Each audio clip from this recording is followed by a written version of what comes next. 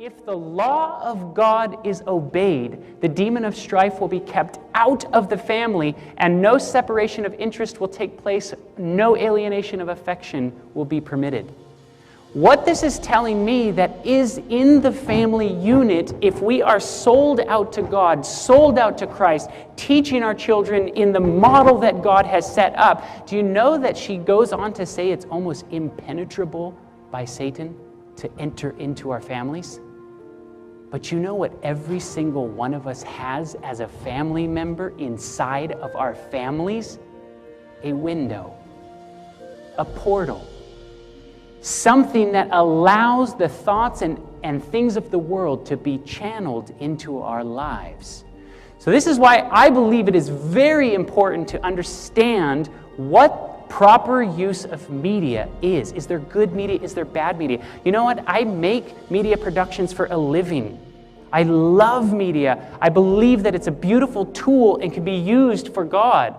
The more that you spend time getting to know God, the more the time that you spend diving into your Bible, the more you watch television, the more you go, I don't want that in my life.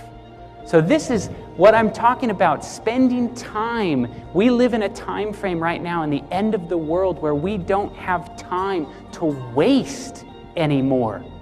Maybe this was fine 200, 300, 400 years ago. Maybe it was fine that you could spend a lot of this leisure time. But since 1844, since this investigative judgment has come about, we now have a specific task as a church, as a people, to do. We don't have time to be wasting on things of not eternal value. I've never seen this movie, don't want to see this movie. All I did was look at the trailer. Notice how it's a very heavenly, angelic looking place. It's sort of this Gothic looking building, but it's very reminiscent of a world somewhere else. And notice how the scene takes place in a large golden room. Notice how in the large golden room there is a throne sitting on the end of the thing with two what appears to be angel wings over the throne. And the dialogue is between the good guy and the bad guy. Thor is supposed to be the hero, and so it's between Thor and his father. And listen to what is said.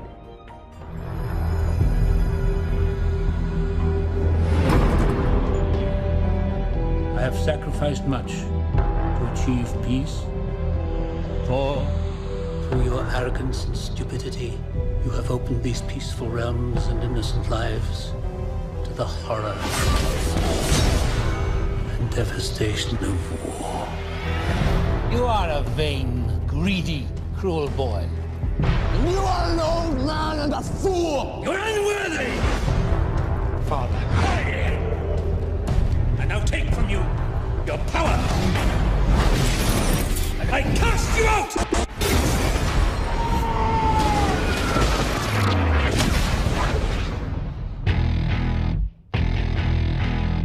Please open your eyes. Oh no, this is Earth, isn't it? Where it comes from? So I know a lot of you can't hear it. Maybe you can turn it up just a little bit back there. Here's what he says.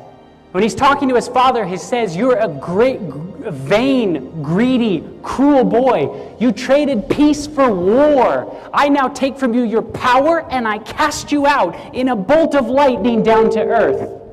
Let me ask you a question. Who is full of vain, greed, traded peace for war, created this whole mess that we're in the first place, and was cast down to earth in a bolt of lightning?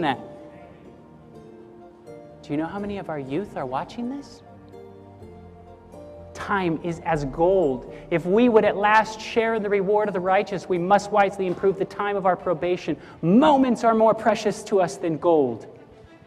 Put on that armor of God. The night is far spent, the day is at hand. Let us therefore cast off the works of darkness and let us put on the armor of light. And you know what I think is so beautiful about the armor? What is the armor? Is the armor to do battle? Is it really? Because the armor, it is the belt of truth, the helmet, a hope for salvation. All of these things, these are Christ. The true armor is just putting on Christ and having Christ's character. This, I pray, is my hope for all of you. that you seriously consider everything that you put into your mind. Be not wasteful of those precious moments in idle things that have no bearing on eternal things. We don't have the time anymore.